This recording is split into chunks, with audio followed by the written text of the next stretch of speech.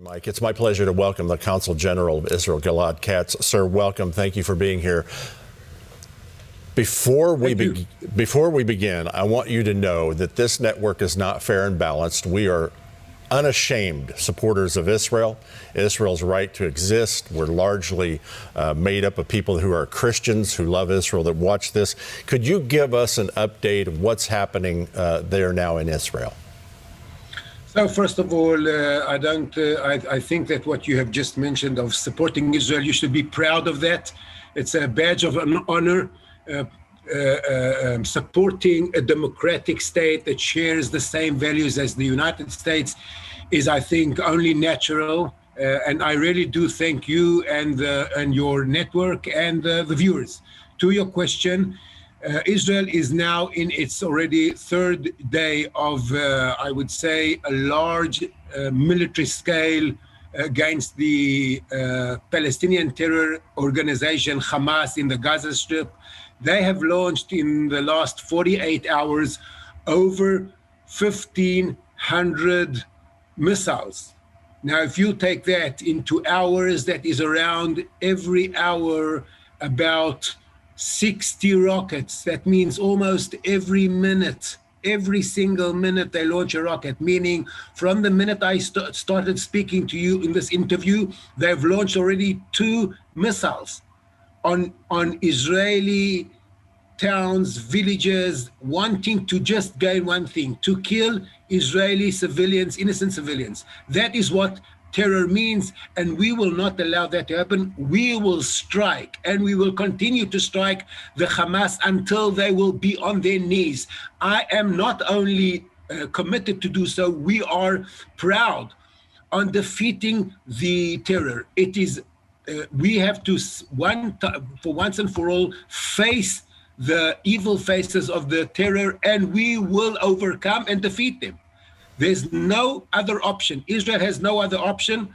And even if the international world will not support us, we as a sovereign country have the duty and we have the commitment to protect Israelis from any terror organizations, and they would have to pay the price. Yeah, people ask me all the time, why do these Christians support Israel? Because we're commanded to. In the scripture, in the Bible, it commands us to do things. This is escalating.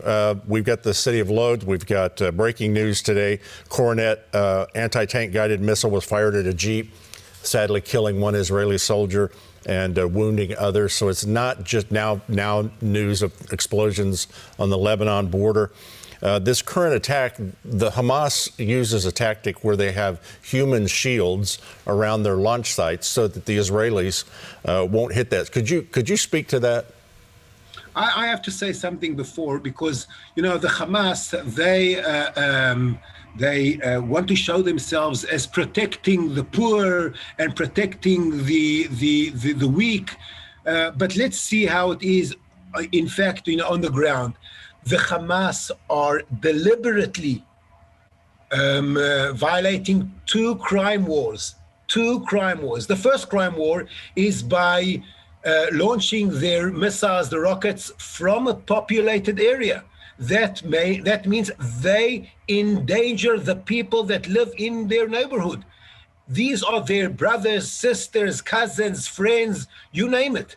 They deliberately launch those missiles from inside streets, schools, playgrounds, and this is a crime war. The second crime war is that they launch those missiles on Israeli innocent cities, towns, and villages, on people that have innocent people, just like you and me, living their day-to-day life. That is the second crime war. Now, I'm asking, after violating more than 1,500 times, every time, 2 different war crimes, where is the international community? Why don't we hear them?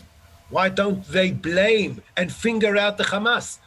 Why are they seem like there are 2 different, there's 2 sides of the equation. There's only one side of the equation. The one that is deliberately and willingly wanting to kill as many innocent Jewish Israeli people, and that is something that we will not allow. I just want to add one more thing.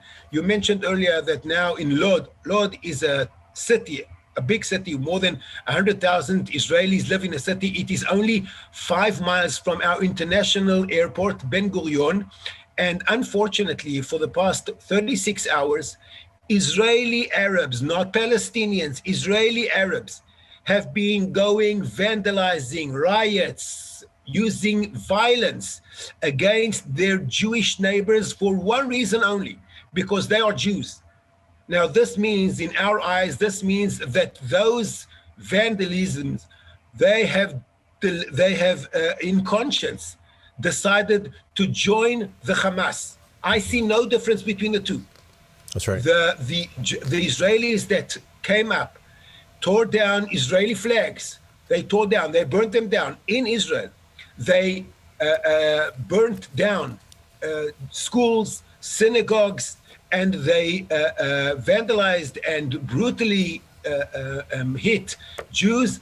They will be brought to court, and they will have to pay the price, because Israel, as a sovereign, as I said, as a sovereign country, will not allow these people to take the law into their hands. And you have the right to defend yourself, and you have the right to exist. Consul General of Israel, Gilad Katz, thank you, sir. You are welcome. Yes, sir. One very quick thing. I just mentioned the Israeli flag. We are now going to start a campaign of lifting up high the Israeli flag after those Arabs that tried to burn down our flags. I call all our viewers to post the Israeli flag and support and show their support by waving the flag, the Israeli flag, up high, because the Israeli flag we will never lower it down. In bad or in worse, we will eventually overcome, and we see you guys and the viewers and your network as righteous of helping and understanding who are what we call the good guys, as opposed to the Hamas and the terror who are the bad guys. Thank you, Consul General of Israel, Gilad Katz. We will do that. I'm posting the Israeli flag today on my social media. I'm asking everyone here to do the exact same thing. Todah Rabah, thank you very much, sir. God bless you. You're welcome here anytime. We're praying for you. Know that. Thank you. When you mentioned the city of Lod, let me give you an example. It's in the Bible. 1 Chronicles chapter 8, Ezra chapter 2, Nehemiah chapter 7, Nehemiah chapter 11. These are Bible times and Bible things, and they relate to you and what you believe in.